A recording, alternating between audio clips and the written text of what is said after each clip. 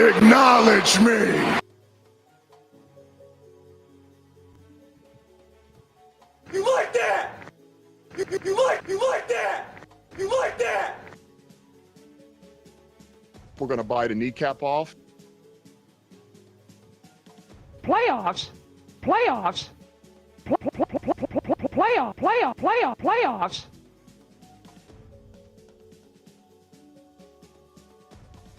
But they are who we thought they were. But they are who we thought they were.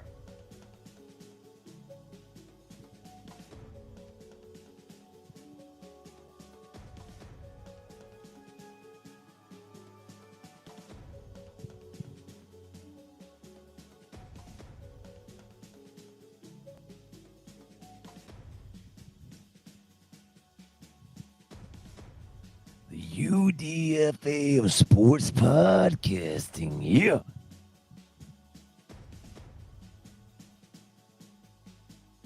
Playoffs. The UDFA of sports podcasting, yeah.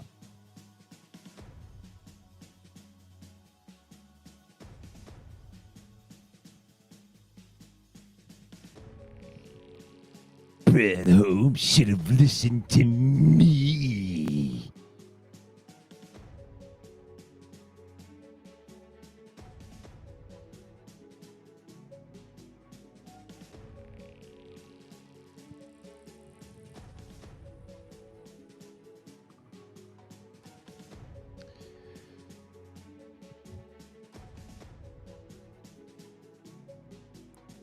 Welcome back to the Villain Report, where we don't sugarcoat a damn thing.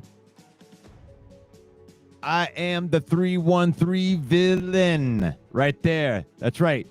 The UDFA, yeah. Sports podcasting, yeah. Patrick Mahomes moved out of the way of the Macho Man elbow, and they were able to pin the Macho Man's unthinkable to the mat. 1, 2, 3. But make no mistake about it, the UDFA of sports podcasting, we're coming back, getting back into this, gonna go to the Super Bowl, and then I'm gonna drop that elbow into the heart of the Kansas City Chiefs. I'll get my revenge here. Dig it. The UDFA of sports podcasting right there. No silver spoon. You know, no handshakes from the big networks or anything like that. I ain't got no clout, but I'm the UDFA of sports podcasting. I'm just a super fan with a microphone. I'm here talking about my favorite Detroit sports teams. Welcome to the Villain Report Live. And as always, the mic's open for people and the people that matter, like you. Drop your takes, drop your questions into the comments. Give me some ideas here. Detroit, welcome to the Villain Report Live. And today, we're going to have a special guest on here. Once again, bringing back John Maakaron from Sports Illustrated. Coming in here. Drop your questions. Always, the mic is open for you guys. You got questions for John Maakaron? Drop your thoughts. Fire your questions. Let's talk some grit. Let's talk some growth, injuries, suspensions. This episode, like all the episodes, are brought to you by Fanatics.com. If you're rocking with the 313 and you bleed Honolulu blue,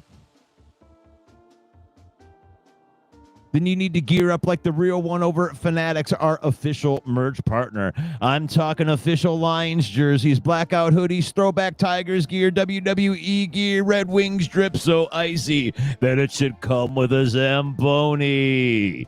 Here's what you do. You click that link in the description. You can save up to 25% off of your order from our affiliate marketing partners over at Fanatics.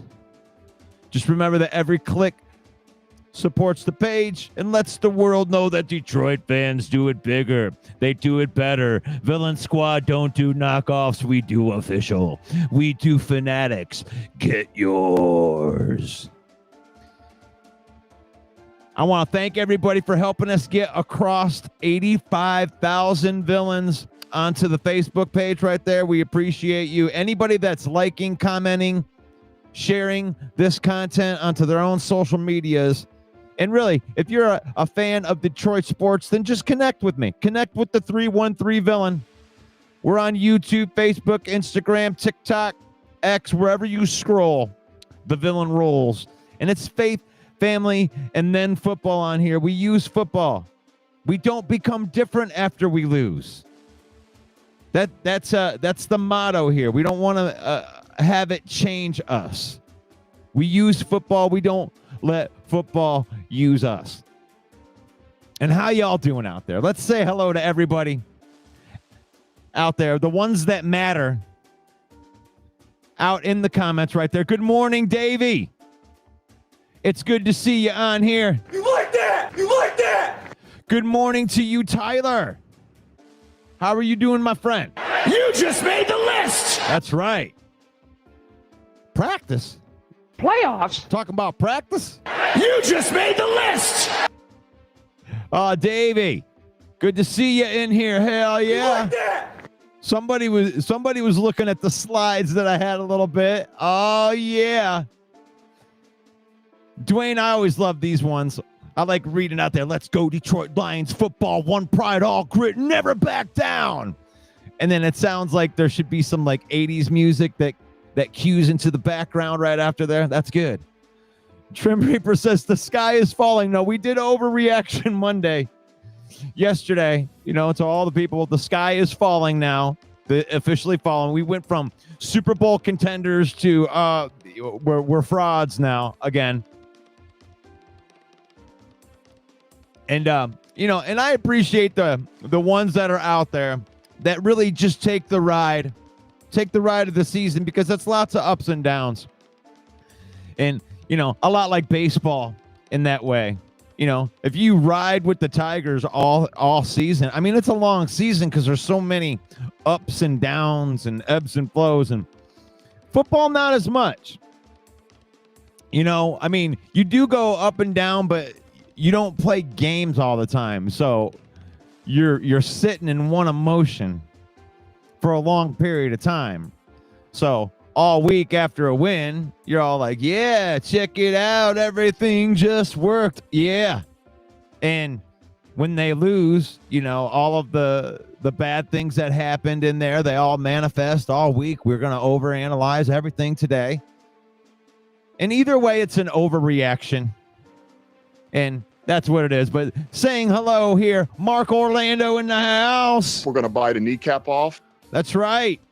Schuster got fined $45,000 for his blindside block on Brian Branch.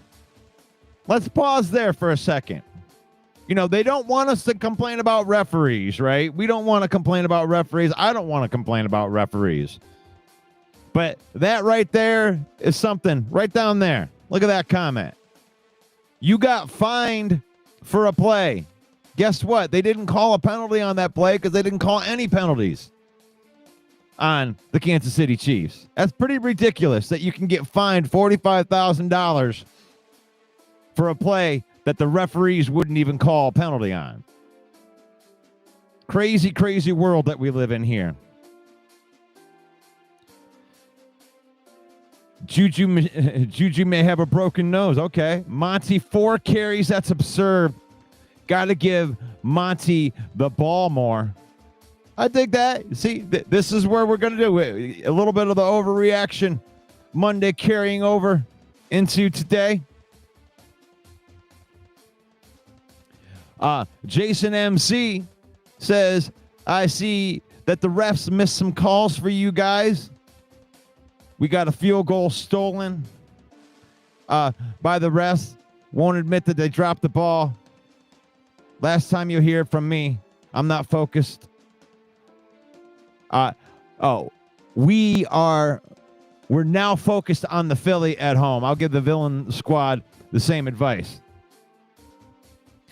I unfortunately got to talk about important plays within the game, and and with some of those plays, if I have to manage it and I have to look at it objectively, the referees were involved in those games, and I'm not going to complain about it, but in some of the biggest plays of the game, the referees made themselves be involved in it.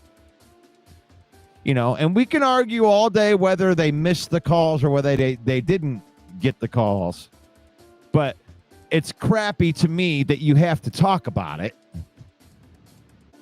because that's what's out there, right? I would rather just see the two teams go at it. Let some of that stuff go. Let teams duke it out. Let them go at it. And I enjoy games like that more, and I'm not just saying because I won or because I lost. I like good, hard fought games like those real chippy games, with like all defenses where you can't really get anything going. And it's just because good, grimy defense. And they're not calling the handsy stuff on the line of scrimmage. They're letting the cornerbacks, get a little bit more physical at the line of scrimmage on both sides of the ball. Because I related this yesterday to baseball when it comes with it. You have to realize, so when it comes to the penalty thing, you have to realize what kind of game you're in. And I relate it to baseball because sometimes umpires are going to take that left outside corner of the plate and they're going to call that a strike. Sometimes they're going to call that a ball. But normally, an umpire is going to call it the way that he's seeing it. So if he's not giving you that outside corner, then don't expect it for the rest of the game, that he's calling it a certain way, and you got to realize the way that they're calling the game. Now, this game was being called tight.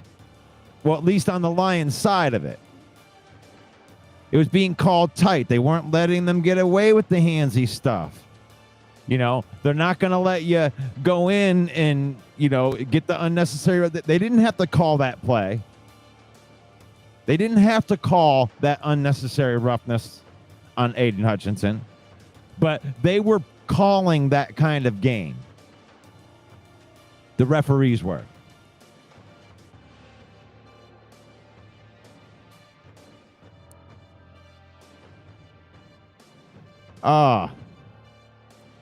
Now I see what happened. Sorry about that, John.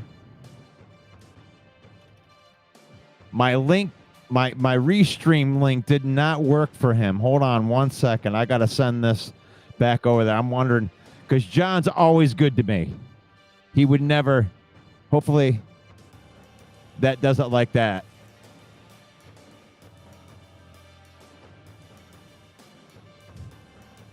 My first link. I hope that I didn't miss out on John.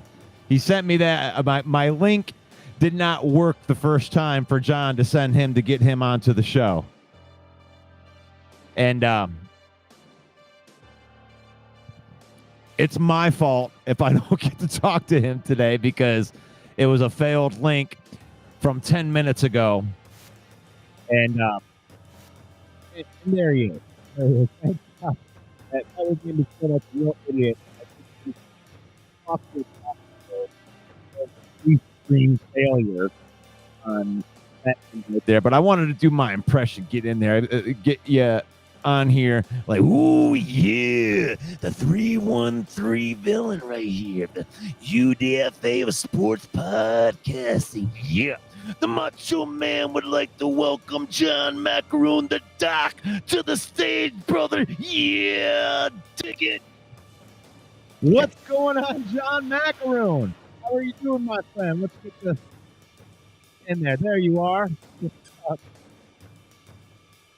I apologize for I did send you the link. It just failed when I sent it to you the first time. So, are you there? Hey, no worries, man. How you doing today, man? Everything's good with you? Yeah, I've recovered, man. I came off of the peach crown buzz that I had during that football game, and I'm feeling a little bit better now. Over the hangover, I've processed the loss a little bit more now, and yeah, I'm feeling a little bit better. Thank you for asking. Yeah, look, it's a tough loss, 4-2, but man, it was challenging. I think that everybody was hoping the Lions could overcome the injuries, but my goodness, the coaching staff of the Chiefs had them playing desperate, and you realize that they picked apart some of our weaknesses, and Patrick Mahomes and the combination of Mahomes, Andy Reid, and Steve Spagnuolo, that's formidable. And the Lions, there was the avalanche of things that happen when you lose. You didn't play your best game. You had a bunch of injuries, and unfortunately, things just didn't go their way with the officials and, trying trick plays at the 1 yard line. Just a lot of things that happened that combined together. There's no really one reason, but on that night, the Chiefs were better than the Lions. I mean, I have to agree. I agree with that, but I do believe in the ebb and flow of a game, and I hate having to talk about referees. I was just talking about that because it's like I'm not going to complain about the referees. That's not really my style in it. But when the biggest plays in the game, you have to. It's an elephant in the room. You have to look at it and then you have to go, okay, well, I don't know if that's we didn't play well on that. And, you gave them a brand new first down. All of a sudden we make up like these rules. And you actually just did an article on that where you were talking to TJ Lang about that catch. Tell me a little bit about that thought process. Did they get that call right? Look, man, it's really complicated. It gets into the weeds there. Did Jared Goff actually declare himself as a quarterback in the position? Did he stop? Boomer Esiason seems to think that no, he didn't, which makes it so that, there's no real need to stop. But just based on the interpretation, I mean, a rules analyst came out. There's a lot of layers to the whole thing, too. A rules analyst came out and said that, look, just based on what he saw, Terry McCauley, you saw on the broadcast, they felt like it was an illegal motion. And you realized, okay, there's the other aspect, too, is that the officials maybe didn't see it right away. And so how in the heck does 90 seconds pass and nobody thinks to call it? Then all of a sudden, they drop the flag. So then the weird part that makes it so difficult to understand is then Dan Campbell comes out in the media and says that maybe he believed that it was a call from New York. Well, the officials after the game, they talked to the media and they said, no, nobody from outside made the decision. So there's a lot of confusion.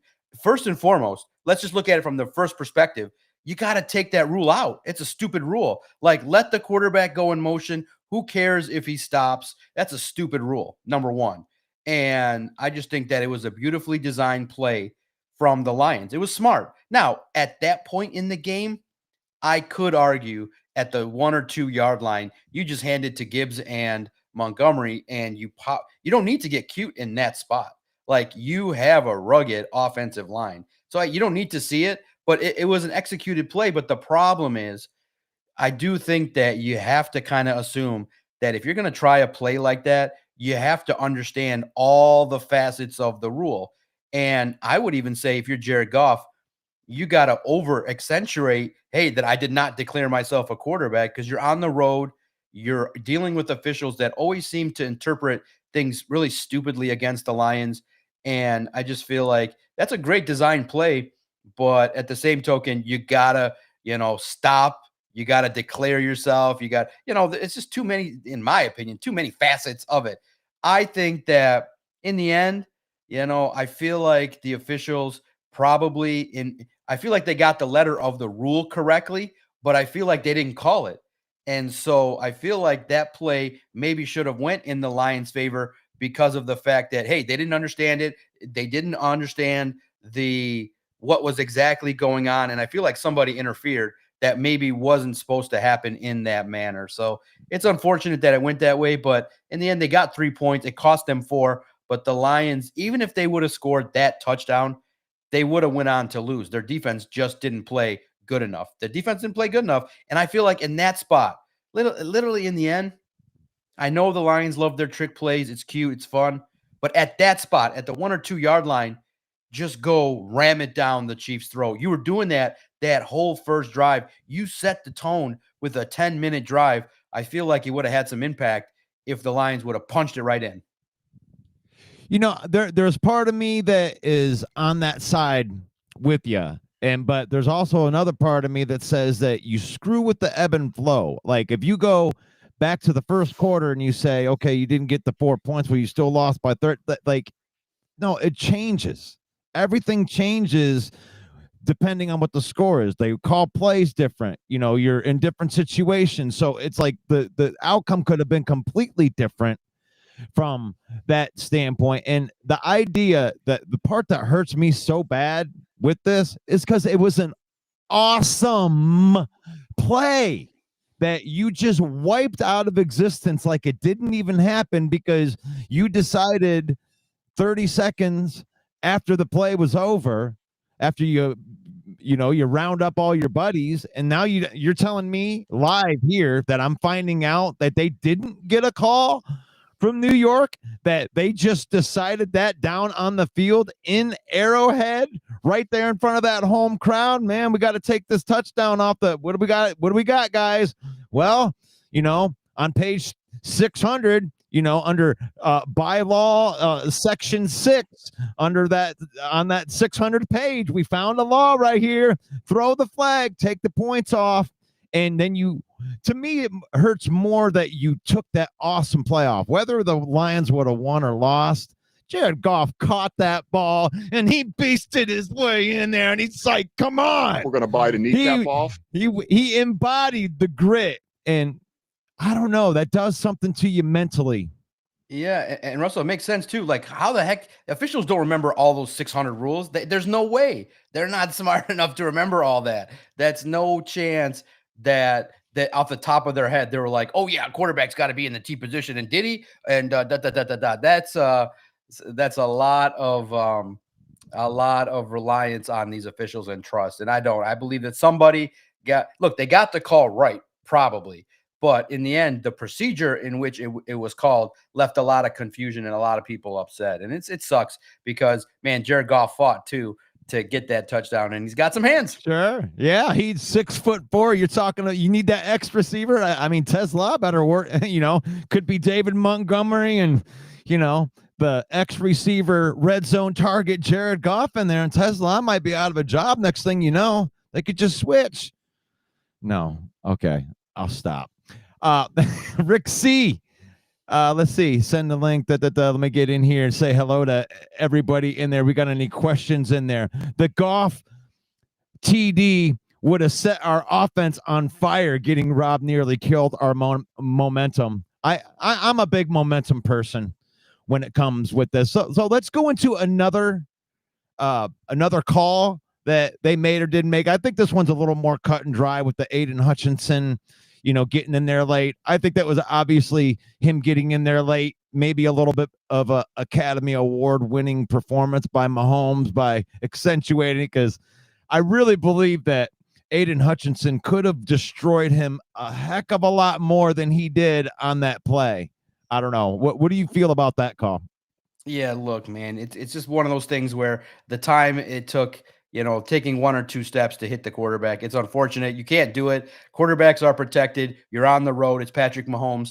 He knows every single way to get the call. It was just one of those weird games where you just go, man, you had to fight. You had to fight the officials. You had the Kelsey. I wish the Lions would have reviewed that catch, and it would have been ruled it not a completion. And then you recognize that, look, it's frustrating. You're on the road. You're not getting the benefit of the doubt with the calls. And Aiden Hutchinson, it's super tough to do, but you can't take 2 steps and put your hands on the quarterback ever.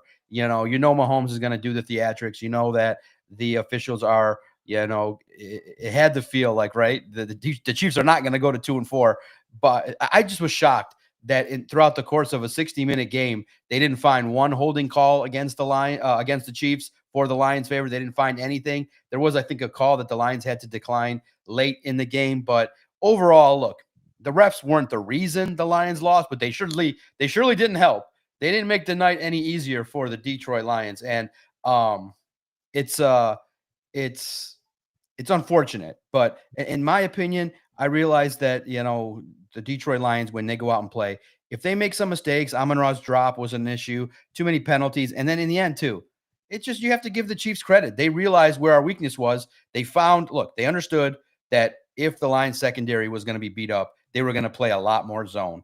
And boy, did Andy Reid find all the ways to pick it apart, taking advantage of some of the linebackers not being all that speedy. And you realize that you just were not able to make the tackles and consistently play defense to get a stop. It's tough. It's a bad game. But look, it's a loss that you can learn from.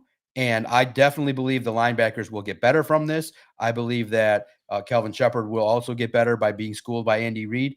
And it's okay. You're 4-2, and you're coming back home in a position where you're playing a Bucs team that's also kind of injured. And I think, too, the Detroit Lions are going to learn, too, that, hey, you knew you needed to run the football against the Chiefs. They were able to early in the game, but the Chiefs clamped down. There's lessons to be learned from that so that you can go up against the Bucs and pound the rock. Gibbs has got to be better, Montgomery, and I do think all around everything has got to be better. When they lose, it's really a collapse. I thought John Morton didn't call his best game, and I just think that, look, it's no shame to lose to one of the top coaches, top defensive coordinators, top quarterback. I mean, let's be honest here. I mean, I wasn't mad. I was obviously frustrated that the officials were doing their thing, but in the end, it's one of one with Mahomes and his style, one of one with Andy Reid, and Steve Spagnuolo is widely respected as an amazing defensive coordinator.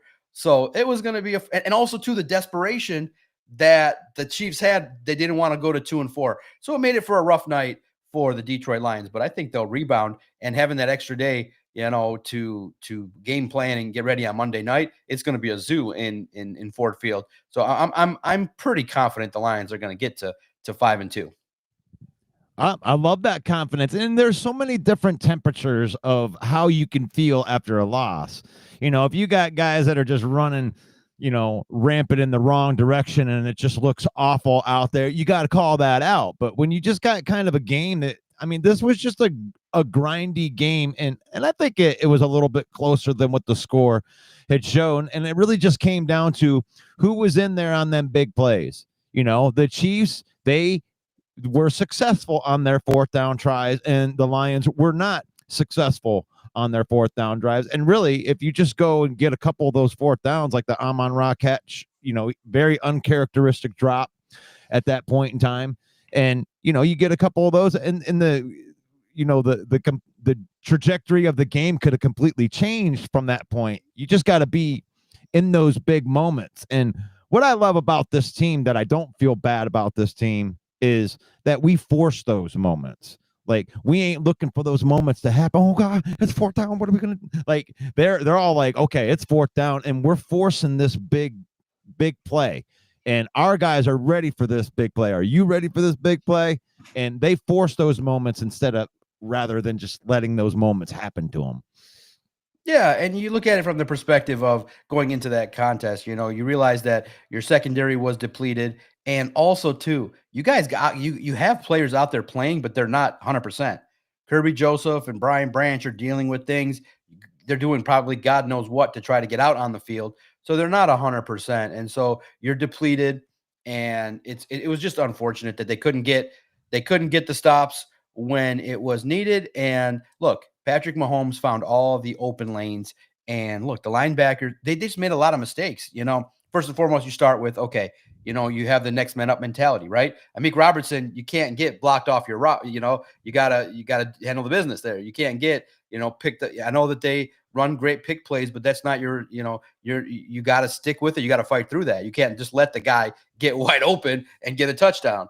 And for the Lions, it just was one of those deals when they lose, they don't end up in the end zone at the rate in which they do. So, it was just, I think too, that they could have involved maybe David Montgomery a little bit more in the contest. I feel like he had a good game, but Jahmyr Gibbs, I feel like early in the game was getting it going, but then throughout the game, I feel like he was the target of the Chiefs defense, and they tried to limit him. And I feel like David Montgomery could have maybe even done a little bit more, utilized more. And it stunk too, because Here's the thing, too. Now, within the context, you said it when we first started talking. Despite all of that, the Lions were, I think, only down 3 early in the fourth quarter. They get that touchdown, and they're only down 3. Now they need to stop. They need to stop, and that's when the Hutchinson play happened. That's when the drive where Hollywood Brown got the second touchdown to extend that lead. And so you just needed one stop in the fourth quarter. You weren't able to get it because of mistakes and a lot of I think the one thing that you'll see on film when you watch it, a lot of uncharacteristic missed tackles. I was surprised at the ability of the Chiefs to evade our tacklers. It just wasn't the best performance. And like I said, you still were in the game up until the early part of that fourth quarter. And unfortunately, Mahomes gets that scoring drive to it gets that penalty, the advantage with the Hutchinson, and then you take advantage in a touchdown to Hollywood Brown, and the game was basically out of reach. So you're right there. And that's the fine line between winning and losing, is in those certain critical moments, the Lions, this game, didn't step up and the Chiefs did. And that goes to desperation, talent, and the understanding too that you also got to remember, in the NFL, information is power. Steve Spagnuolo knew every single facet of what Kelvin Shepherd thinks. That's the mentor. The mentor knows. Like, the reports were there that, Spagnuolo has always wanted to work with Kelvin Shepherd, and there's opportunities that they could have, but Shepherd did not take those advantages. And so you don't think that in those meetings, Spagnuolo and Andy Reid realized exactly what the Lions were going to do? There were no real special things that the Lions could do to make it all that different. And so the Chiefs had the advantage, in my opinion. And in that realm, it's okay, as long as you learn how to play zone a little bit better, get in your assignments a little bit better, communicate better. As long as you make those improvements, then I think that they're going to take out all their frustrations on the Bucs, and it's going to be a long night for Tampa. Very, very, very frustrating. Yeah, I can identify with it. And I want to send a little shout out here to the chat right here. I love that you guys want to troll on Packer fan John Dorn in there. I know that he's annoying and he loves to come in with all the trolls, but I have the doc here, and the doc is a Sports Illustrated insider that gets to talk to like Dan Campbell and stuff. So believe me when I say that the doc will answer your questions. So if you type your questions into the comments right there and get them in there for the doc, let's get it going. It's always fun to highlight the trolls. What's John Dorn saying? What kind of nonsense is he bringing to the table?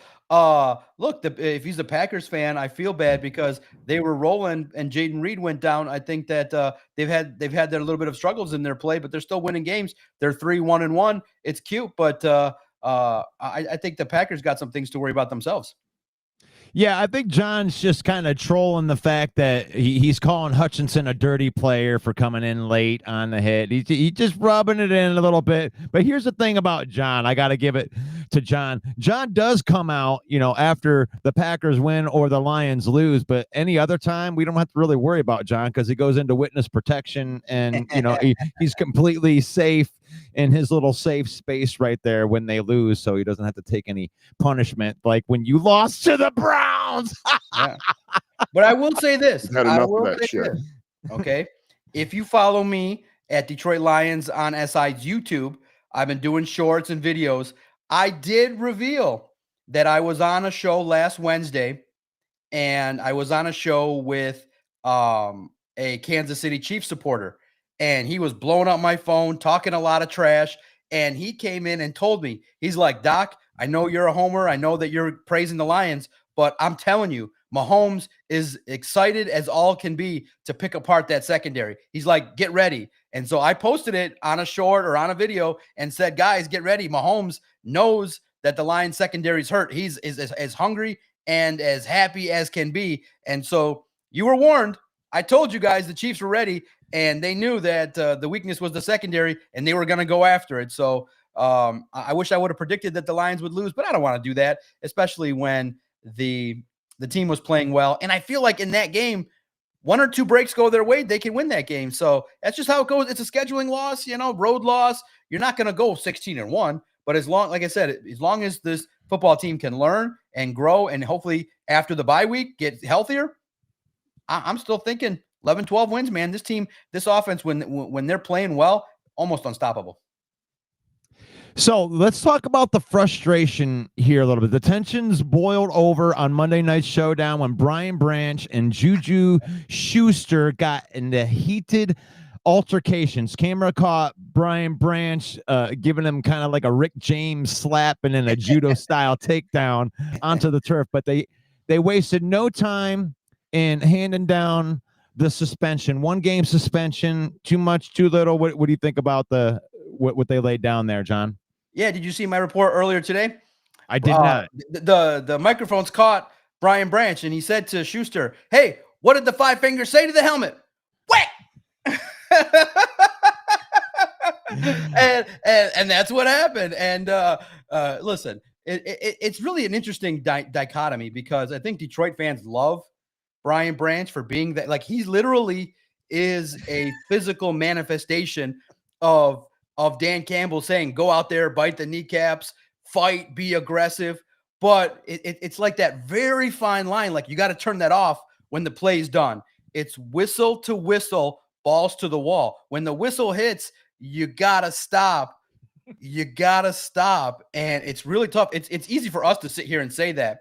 But for Brian Branch, the man is cold-blooded. Now, here's the problem. The man is getting fined. He's been fined $100K or more. And that, to me, should be a deterrent. Like, he's only making like $1.4 million. And if this appeal fails, he's going to lose $75K, taking his fine total in his career to about $200K in fines. Like, if that doesn't stop you, bro, you got to be crazy. Like, he's rabid. He's wild. But I do think that now with the suspension, now it's to the point where you are you are hurting the team. And so Dan Campbell will not like that. And so right away, for Dan Campbell to call him out in a presser, of course he loves his players. Otherwise, they wouldn't have drafted him. But you can't do that. That will piss off Dan Campbell. Remember, Dan Campbell's old school. Bill Parcells, Bill Belichick, Sean Payton. You are not going to do stuff to hurt the team because you're not disciplined. And the ultimate form of discipline is going whistle to whistle, balls to the wall, and solving problems in real time within the confines of the rules. Like, we can make listen, fans are going to make excuses and they're going to support their guy. I would not expect any fans or anybody in your chat to be like, hey, he needs to be suspended. To me, I wish the league would have fined him $200K and sent a message like, hey, you need to monitor your behavior. It's great that you want to play physical, but you're not going to slap somebody in front of the whole world. And I love the Lions fans. Lions fans are like, why didn't this Chargers offensive tackle get the same suspension? Because Brian Branch is targeted. He's on the bad boy list. So when the bad boy acts, you're going to get this is his 13th violation.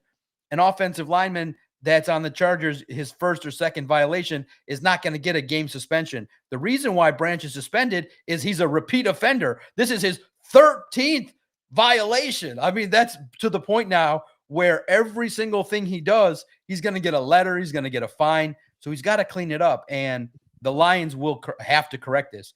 I don't think it'll impact his standing on the team. He's a very valued, he's an amazing player.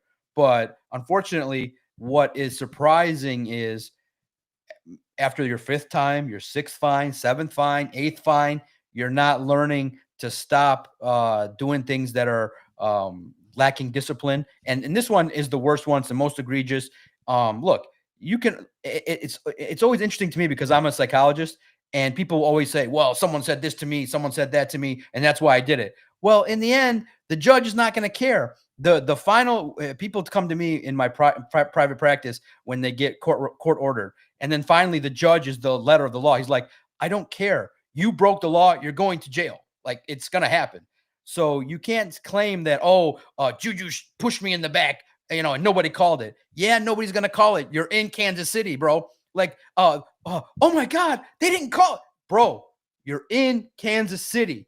You're not getting the breaks. You're up against it. So that's where you got to up your game and get your revenge within the confines of the rules, maybe the next play or whatever you got to do, but you don't slap somebody in front of the whole world. But I'll say this, outside of that, now outside of the doc and the letter of the law guy, And those photos are amazing. He's out there punking them, and you got Juju Smith-Schuster on the ground crying like, oh, the photos are great. It's rugged, but unfortunately, it's one of those deals where you can't break the rule in front of the cops. Like you just like, hey, you got to pay attention. Hey, the cops are there. Like the cameras are the cops. He's messing with me. Yeah, you can't slap somebody and then go, what? He pushed me in the back. Nobody cared because nobody called it. So you gotta sometimes in football, you gotta take it. It's just unfortunate that you gotta take, but you eventually you hope that you get a chance for revenge. But he took it right then and there. And what's crazy too, Russell, is that he went to Alabama. That stuff is not tolerated by Nick Saban. And for him to, I don't know if he's just letting loose because of all the strict rules he had to abide by. But yeah, he's got to up the self-control within the parameters. Be violent, whistle to whistle. I hope, to me, I hope they maybe up the fine and and take away the suspension, but there's no chance. First of all, the funny part is if you're Brian Branch, he's going to sit there in front of a player and it's going to go like this. They're going to be like, what did you do here? He's going to be like, well, I got hit in the back. Okay. So you feel like the justification for someone pushing you in the back, that when you got blocked and maybe it's within the parameters of the rules or not, is to slap somebody? You think that's the proper response there, Mr. Branch? What's he going to say? Like, well, I just reacted. I lost my cool. He's going to basically beg for mercy. That's it. He's guilty. He's clearly guilty and he's going to beg for mercy. But could you imagine if he gets Jordy Nelson? Jordy Nelson's going to be like, let me take that under advisement. No, you're suspended. It'll be the fastest appeal meeting in the history of sports because, unfortunately, there's been and Russell here too. Here's the biggest reason that he got the book thrown at him. The league said this year, we are going to emphasize only a couple things. The one thing we really want is sportsmanship. Be a good sport, pal. And doing that is the height of unsportsmanlike conduct. It's unfortunate. I would be shocked if his suspension got appealed with success.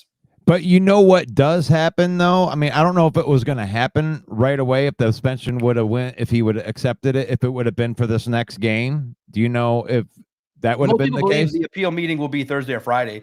They usually want it quick. It has to be within a week. So I don't know if there's a chance to delay it for another opportunity. I feel like the league is going to want to address this pretty fast to send the message. So I would I would think that the ruling will come down by the end of the week. So it'll come down and then he would be suspended for this upcoming game. Okay. Okay. Is there any chance that the appeal goes so long that it would move up to the next game and say it's going to be the Vikings instead? There's a chance for that, but I don't believe it because the league typically likes to handle the business within the same week and the opportunity. If it would have been a Sunday game, you might even have more belief that would happen, but the game's on Monday Night Football. So I believe the league will have ample time to address Brian Branch, whether it be Thursday or Friday. So now there are some, a couple of people have asked in here, and the thing is, like, this guy wants to get paid, right? Brian Branch, you're coming at the end of this year. You're going to be at the end of your third year, going to be going into a contract year, and you want to get paid. You want to get paid $20 million a year. Like, these safeties are getting paid now. Like Kirby Joseph just got paid. You want that kind of money.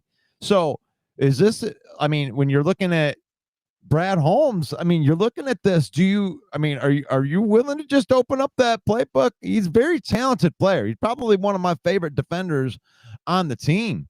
But is there a chance that this, hardens the Lions' heart to try to keep him here long term? No, look, publicly, listen, there's a public Dan Campbell and there's a private Dan Campbell. So the public Dan Campbell cannot support this and be like, yeah, man, I'm a bold. Right. You've had privately, he's going to be like, that's effing amazing, bro. We're going to bite the kneecap off. Yeah, exactly. He's going to be like, I love it. You care. Like, you care about your well-being, you care about your team, you're aggressive, but he's going to tell him like, hey man, it's just, you can't do that. You can't hurt the team. You can't, it's just unacceptable. No way. Listen, when the Lions draft you, you have a certain standing of value. and he's done his job.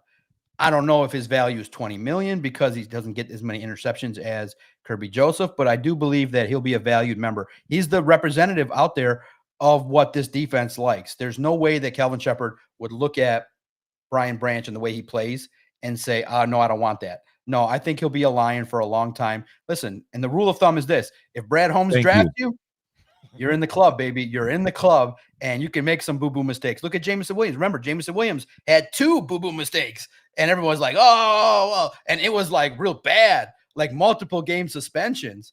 And it was like, oh, and now look what he did. He matured. Remember, Brian Branch is young. There's still impulse control type stuff. It is a very, again, we can sit here and say, yeah, turn it off, be more disciplined. But his job out on the field when the whistle blows is to be a violent lion. But the problem is you got to turn it off and figure out any which way that when the second whistle hits, the play is over, you got to stop. You got to be mature. You got to stop with these 15-yard penalties. And I do think eventually he's going to have to stop because the money's going to run out. He's going to get as much fines as he makes. He's only making $1 million. Bro, right now, it's the best value. He's the best value in the history of the league. He's only making like $1.4 million this year. You're getting great play out of a safety, but I hope that the suspension, in my mind, if it goes through, should teach him the lesson. Like, I gotta clean up my act. It's probably going to go through, but I'm laughing in my mind because I'm just going to state a fact right here. All right.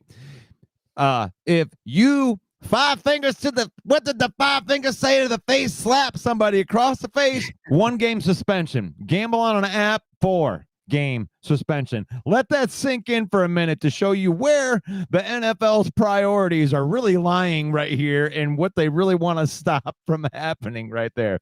But Russell, but Russell, you got to look at it too, that the game is violent. They understand that there's emotions and things are going to happen. With gambling, if there's any sort of belief that the game is rigged or any sort of impropriety, that ruins the integrity of the league more than physical violence. The sport's violent. So that's why they're always going to act like gambling is super important, even though they're in bed with them. You can't have it where there's any sort of betting from players on the league. You can't have that because if you do that, that will kill the golden goose. So I understood that, no problem. Even though he didn't bet on football, they threw the book at him kind of as a warning shot to everybody else to get this ball rolling. Like, hey, you're right. Don't mess with the integrity of the league. There's billions of dollars at stake. And Russell, now you're learning the lesson. Money talks, slapping walks. Oh, you can slap all you want. Slap all you want. That's right. You can slap all you want right there. But you know what? What I'll say to that is, you know, the integrity they got to make sure that keeps in place right there, because nobody believes that the NFL is rigged now. I mean, right. We would never want them to think that ever, because nobody thinks that now. but Russell, you know what? We're talking about it, and the league looks at it like the league is 365 days of news. They don't care. They like that. They like it that people talk about the officials. They say that they go, oh, we want the officials to be perfect. No, they like some of the controversy too. It keeps them in the news. The scripted, those are my favorite guys. Like there's like 1,400 guys that all get in a room. Okay, all right. I'm on Ross. Like, I'm gonna catch this 3rd down catch right here, and then at the end of the game, I'll slap you in the face. How about that? That'll get some clicks. Like they decided that, like WWE in the back right there. Right. Acknowledge me. Oh, there we go. The tribal chief has chimed in right there. So let's get into how much time you got left? I'm sorry. I got about 10 minutes. Was good. Okay. So what I wanted to do was talk a little bit about the Alim McNeill and injured guys coming back. If you got any of your latest and best stuff on injury front. Yeah, Alim McNeill talked to reporters, and he probably said that he probably is going to debut against the Bucs. I would expect him to be on a snap count limit, 25, 30 snaps, certain situations, good time. Dan Campbell talks in an hour. I expect that he's going to talk about potentially Marcus Davenport, Malcolm Rodriguez, certain players that potentially have their chance to return. another player that seems to be on social media, Miles Frazier. So there's a chance to get some guys back and opportunities to move forward and get some get this win. I'm excited. I think that a week to stew on a loss, I think, helps the Detroit Lions really in their preparation for the Bucks. And the Bucks come in injured too. They got Godwin hurt. Egbuka, I mean, I'm not gonna lie, was playing great, and fantasy owners are bummed out. But man, if he's not, if he's dealing with something, that just helps the Lions. If this game was in Tampa, I would be nervous. But this game is in Detroit. I feel like the Lions are going to step up their game. All the stuff that was not crisp will be much improved. I feel like again, this offense is nearly unstoppable. And I feel like Tampa is going to keep it close, but do they have the magic to be able to come back again in Detroit? I don't think so. I think it'll be a good game, and there's an opportunity for the Lions to get right. So it's good news too, in that if you get this win, 5-2, you head to the bye week. Kirby can rest. Taylor Decker can further rest. Another week of rest for Alim McNeill. Davenport, you're starting to see. And then you're getting ever so close with DJ Reed coming back maybe week 10. So there's an opportunity here for the Detroit Lions to get healthy, and that's a good thing. So the odds are Alim McNeill will be back for the Tampa Bay Bucks game, and that'll be a definitely momentum boost. I got to remember that I do that stuff. I actually work really hard before these shows, and I make graphics, and sometimes I forget to put them up. I wanted to talk about, well, you kind of hit it a little bit right there, which is the Tampa Bay Buccaneers right now are the number one team in the NFC. They're at the top of the list, and coming into this game, it does become a way bigger game because we don't want to go to 4-3, coming out and going into that bye and then having to go in there and still have to play teams like, Philadelphia, and we got to go Washington and got to get Green Bay again. So that, like, the back end of our schedule, it's not going to get any easier. So this is a pretty heightened game in a must win. Now I know that we bounced back well. I think that 2022 was the last time that we lost 2 games in a row, but it sounds to me like you're feeling pretty good that we can go and, maintain and go to 5-2 on this game right here. Yeah, look, this week, the villains are the Bucks. You got to be careful, man. Baker Mayfield is playing so well. He has commanded that offense, and that defense is going to be stout. It's going to be a back and forth game, but very similar to the games in which the Lions succeed. You got to get those turnovers. You got to find ways. The Lions have lost 2 games this year where they weren't able to win the turnover battle, and that's the key. You get that extra 1 or 2 possessions for that offense. The Lions offense is tough to stop. And then when you get to the red zone, you got to score touchdowns. So I'm excited for this matchup. I think that Baker Mayfield has stepped his game up. He always tends to play well in these kind of games, but in the end, you got to make plays, and you got to make them in Detroit. So big primetime matchup. I think the game starts a little earlier, so pay attention. I think it's a 7:00 start, so be mindful of that. And I think it's one of those deals where there's a couple games on Monday. I'm not certain, but the Lions and the Bucks, exactly.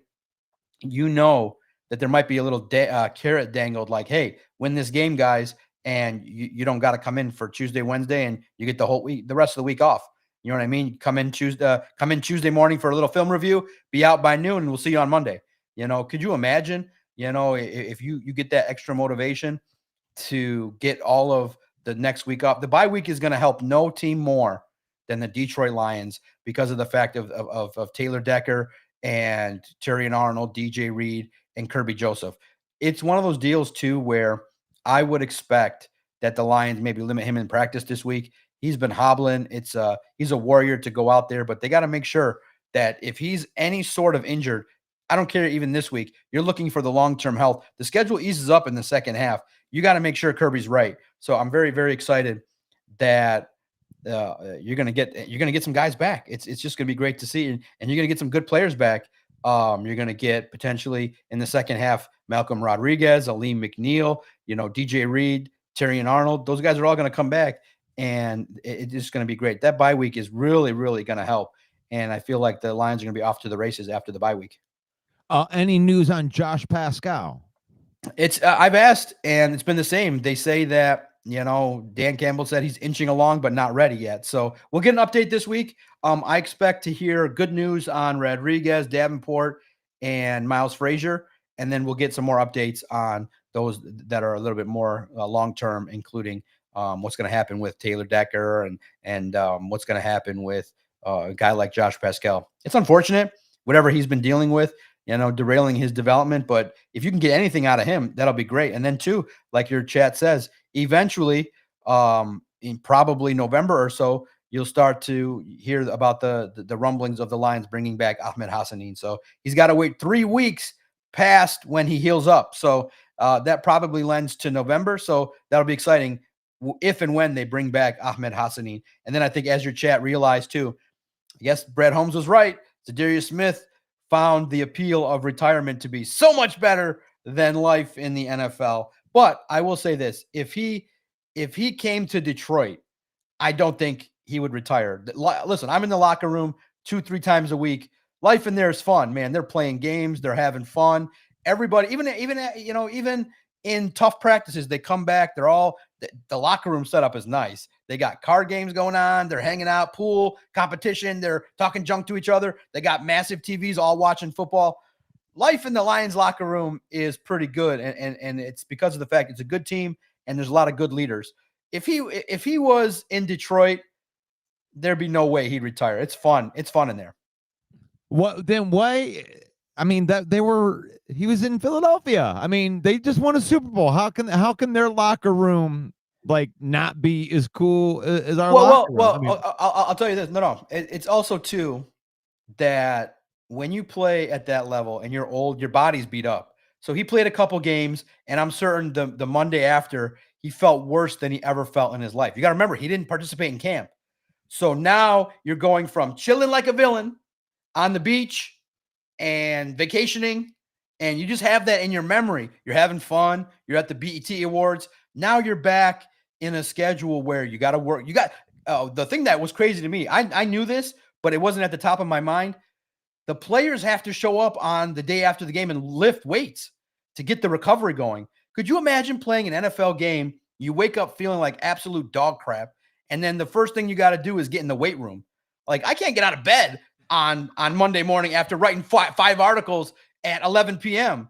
These guys got to wake up, crawl to their car, and then go to the gym and work out. So Zadarius had probably 3 weeks where he was like, I feel like death. And then your mindset goes to, I don't think I care anymore. And once that happens, a guy like that's going to be like, I don't want to do this anymore. And he thought mentally, it's a mental game. You think mentally like, oh, it's just rust. I don't want to do it. But eventually speaking, when the mindset goes, then the player knows that it's time to quit. He didn't care anymore. And it's not a knock, bro. It's a physically demanding job. And it's one in which you got to give it 110% effort. And look, when you're Zadarius Smith, you got millions of dollars in the bank. You got a great life outside of it. Battling and worrying about crap in football doesn't seem like it's worth it when you are somebody that's already done it before in the league.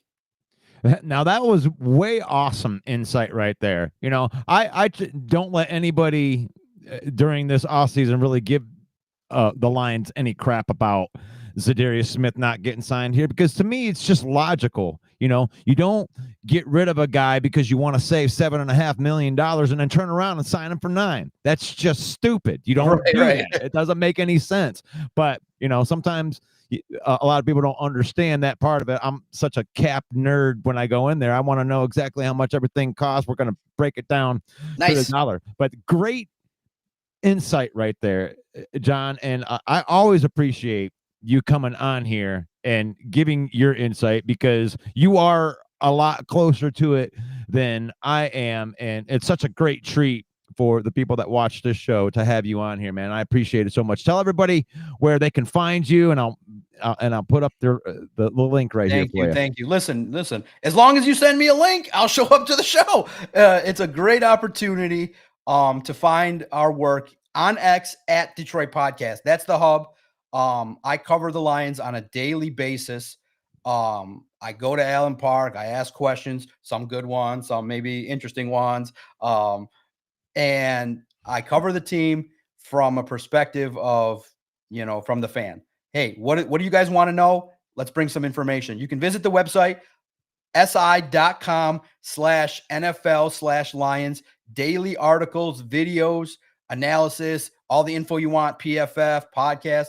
So everything, if you just need to know, if you're on the Google machine, you just type in Detroit Lions on SI, and then you'll find me and all the work. Now, because of great guys like Russell, I'm like, this YouTube thing is fun. So now I've also started a YouTube channel, Detroit Lions on SI YouTube, where the video podcasts are there, shorts, quick hits, opinions. So, always, listen, Russell, it's always fun to have a conversation. I like your energy. And the fact of the matter is, what's going on as well. And you feel it when they lose, and you get excited when they win. And so I'll always spend time with the crew and with and listen, if there's ever a time where I'm not on the show, you got a question, you can DM and you can message anytime. I'm accessible.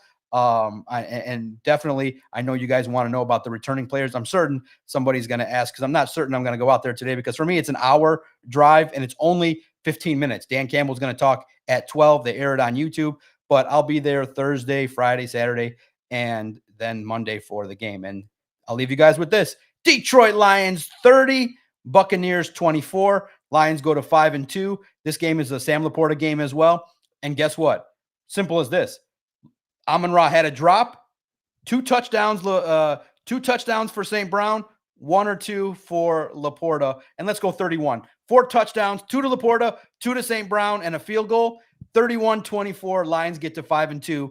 And again, if there's a problem, hey, just slap the taste out of their mouth and come back strong after the bye week. If you can't beat them on the field, whip their ass off the field. Let's go.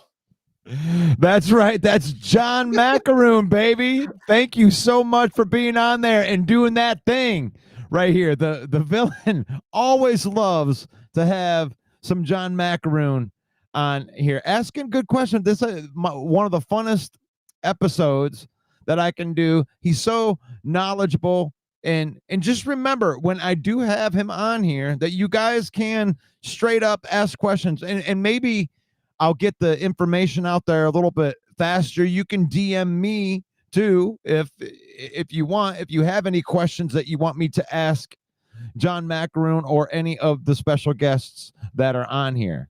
So this is the Lion Villain Report. And my name is Russell Wayne. I am the villain. You can find me at 313 Villain. I'm on X. I'm everywhere. YouTube, Facebook, Instagram, TikTok, wherever you scroll, the villain rolls. And if you're a fan of Detroit sports, then yeah, you should be hanging out with me, because that's all I am. That's all I am. The UDFA of sports podcasting. Yeah, dig it.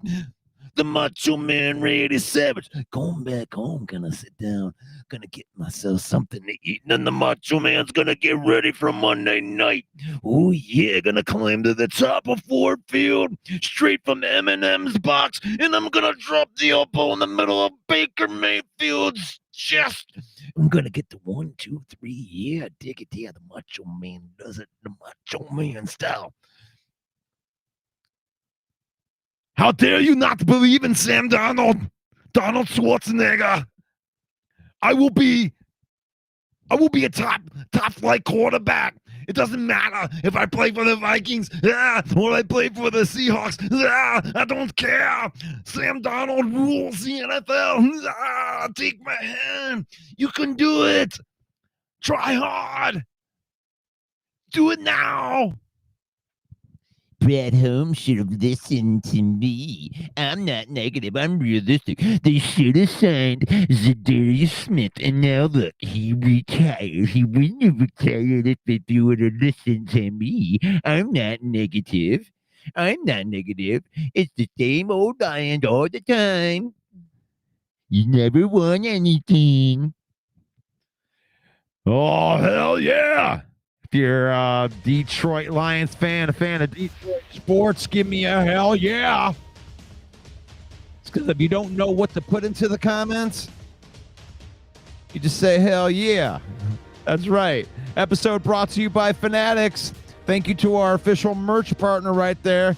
Hit that link in the comments. Save up 25% off your order from our affiliate marketing partners over at Fanatics. That's right. It's faith, family, and then football on here. And by the way, I did just post the halftime show for those of you that are into the faith and family part of what I do. And I may start doing this on a regular basis just because I love it. It makes me feel like it's the right thing.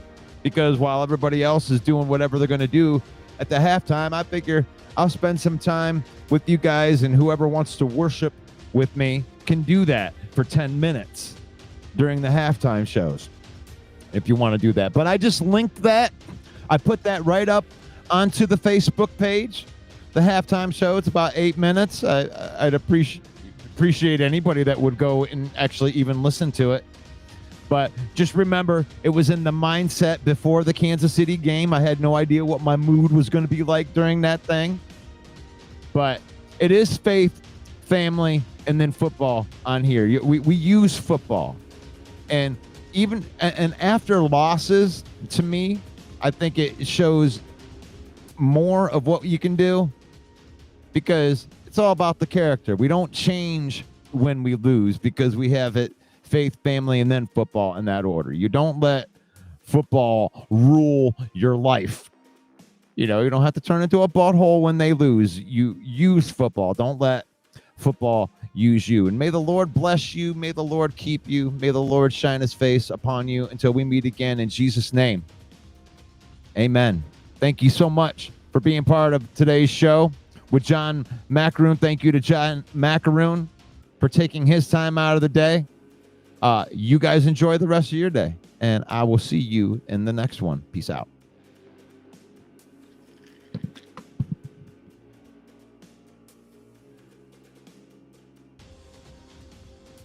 You like that?